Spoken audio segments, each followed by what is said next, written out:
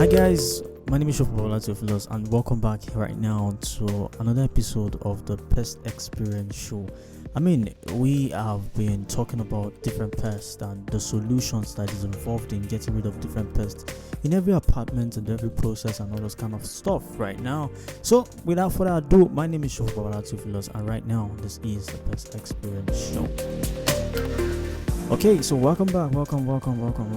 This is a really fantastic topic. I got a lot of questions on German cockroaches, like how do I control German cockroaches as a pest control operator, or even as an homeowner, how do I control them, right? So I think this question is a really fantastic question, and I'm going to give you now the tips, the tricks, and the methods that has really worked so far in getting rid of German roaches in apartments. First, I'll talk about the sanitation method. Sanitation is key.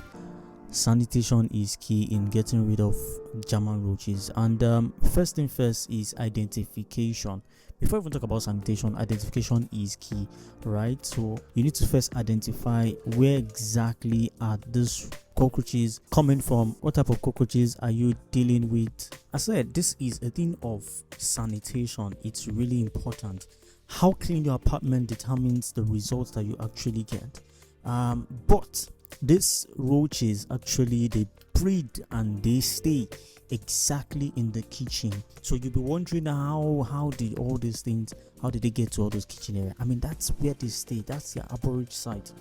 Well, those are the places that they stay. Those are the places that make them survive, right? So if you have identified that these particular roaches are actually at the kitchen cabinet, the edges of the cabinet, the sides, the edges, the crannies, nooks and crannies, basically, those are where German roaches hide, most especially in the kitchenette, right? So it's important that since you've identified that these are actually German roaches, the second thing is cleaning. Cleaning is really important. So try as much as possible to remove all sources of food items, crumbs, those litters of food, waste things, remove them away from the kitchenette. You can store your food items in airtight container. It makes it safe and secure, guided, so that not even just the pest but anything can actually fall into it and contaminate the food. Alright, so that's really important. Another thing is, do not leave dirty dishes laying around, including the sink and the dishwasher. Alright, so all those places need to be well cleaned, tidy up, and really made amazing. Alright, so move appliances and clean them inside out. Make the kitchen as clean as possible. Those are the major considerations that are really involved in terms of cleaning, and that's the first step. Cleaning is the first step in getting a good result of what you're doing. Cleaning is really key. Alright, another thing is, like all living things, roaches require food, water to survive. They need shelter, and the shelter is actually those kitchen nooks and crannies that they hide.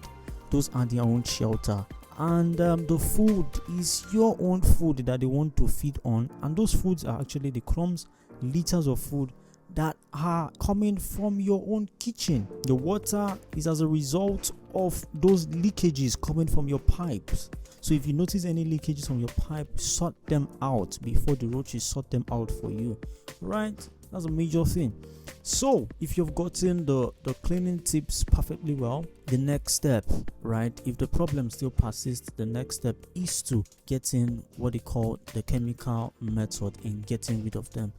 It's good that you clean your apartment, yes, but when you clean your apartment, what next? And you're still seeing roaches, right? So there are cases of roaches even coming from your own apartment, whereas they are actually breeding in somebody else's apartment. So you can actually be, let me repeat that again. That's quite weird kind of, but let me repeat that again. There are cases whereby you have roaches breeding, right, in somebody else's apartment, and you have them coming into your apartment because these living organisms need food, shelter, and water to survive. So they can be successfully breeding in your apartment if you notice any single thing coming from your neighbor-owned apartment, and your neighbor can actually be infested, whereas you also have 100% possibility of getting infested by those same roaches, especially German roaches, because those things They pass through pipes, they pass through nooks and crannies. I know the worst part is if your kitchen or your apartment is actually tiled. If it's actually tiled, right? That's the problem. I mean, those tiles that actually stay to the wall. Kai. That's where the infestation actually start from. So, I mean, I get most of my calls from, especially people that have German roaches. The problem is always as a result of those tiles because they are inside those tiles and it's hard to get them because they've sealed from the top, but there are spaces in between. There are spaces in between. So I'll be giving out some tips and tricks, like methods to helping to solve those problems using chemical methods. But never forget the fact that cleanliness is the first thing. Cleanliness is really the first thing. So if you missed the first time, please go back and listen to those clean tips that I dropped. So first thing, they are what they call IGRs. They call them insect growth regulators. They can never be taken away when dealing with German cockroaches. When you're dealing with German cockroaches, IGR is a best and their most important aspect. But IGRs in its own is not a killer. What I'm saying by killer, it's not like it knocks them down like other insecticides, but it's help in reducing the rate of, it reduces the reproduction.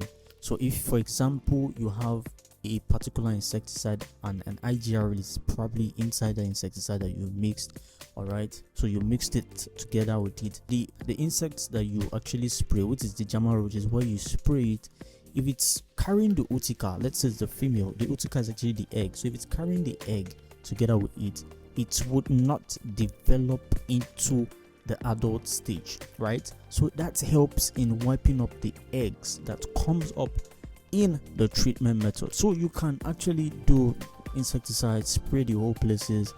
You would actually solve the problem, but not all, because the eggs is another thing entirely. And in one utica, there are about over 240 eggs in the utica for the whole year. All right, so it's really important that the utica is being dealt with. But you can actually check the amount of eggs from the utica. I'm not really certain about it, but they carry a lot of eggs together with it. In one utica, it's like an infestation over 1,000. If you're having a lot of infestation like that, so literally forgotten the calculations there. And another thing is bait. Bait is really, really, really important. I mean, I use more of gel baiting compared to even insecticide because most of my clients actually have used or probably used one or two insecticide before they even arrive to even call me, because at this stage on this world is people love the DIY methods, and when they do the DIY methods, they just go ahead and go ahead with those particular insecticides that they can get in the streets and spray, but not knowing that this would actually affect what we are going to be using eventually. It's really going to affect it. It's globally going to affect what we are going to be using and the products, the strategies and the techniques. So communication is really important. As a pest control operator, if you're listening to me as a pest control operator, communication is really important. I mean, I get most of my calls and I reach out to the clients and ask them, what are the pesticides that you've applied? Maybe baits, maybe insecticides, maybe DIYs and all those kind of things. What have you used before? Some of them would definitely say, some of them would say another thing entirely. But prior to when you are treating, they would not even carry out this product out there. Some of them I don't even ask, but when I'm doing the treatments, I see the different insecticides that they've used. I just look at the active evidence, which is the AI, look at them and say, okay, this one, it's not part of what I'm going to be using, so there's probability that what I'm going to be doing is going to give a result. So what I'm saying in essence is this, and this is why I'm recommending that you communicate with your clients, because if you're using similar products with what your clients actually used before and never worked, there's something they call chemical resistance. These insects, they gain resistance to pesticides easily. Alright, so it's important that you consider those things so that you don't just waste your time, neither will you waste or rather waste your client's time. Alright, because your reputation is at stake if you're not solving the problem. And as a pest control operator, you are a solution provider, and as a client, please try as much as possible to communicate. In as much as we are trying our best as pest control operators, and informative platform like this, information is really, really important. All right, so IGRs, baiting, and dust. Dust is also a residual dust is actually advisable. When you're using a residual dust, it's really advisable because it gives you the long-lasting effect that you need to be able to achieve that aim and the desire of what you are actually doing. All right, so another I think I should give you one or two recommendations of dust powders that you can actually use. There is this Dedent data metering dust. That's a very good AI. Temporary insecticide, good. They can, so they are really good, really good places. So best place to put the bait is where the activity is noticed. All right, so if you're using baits, the best place is where the activity is noticed. And again, due to resistance, the bait needs to be alternated. You need to use different baiting methods to avoid resistance.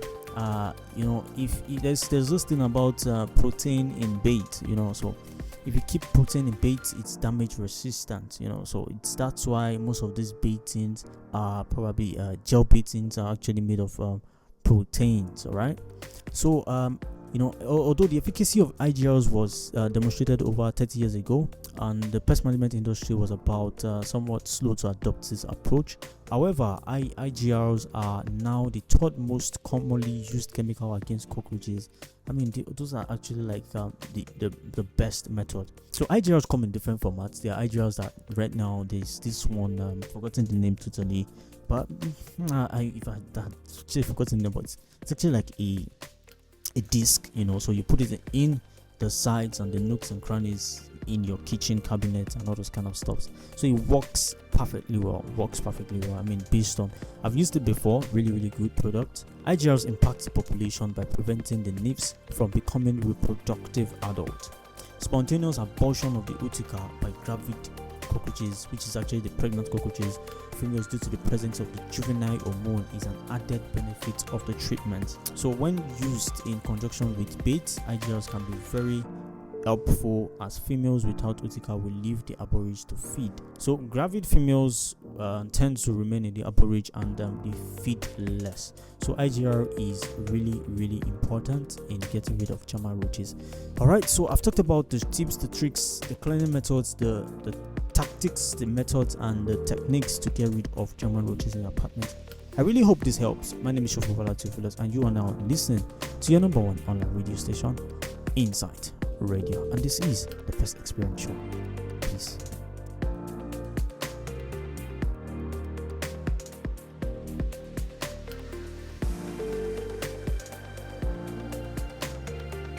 This is Insight Radio, and my name is Shofu Babalola, and you are now listening to your number one online radio station. The light you need on Insight Radio.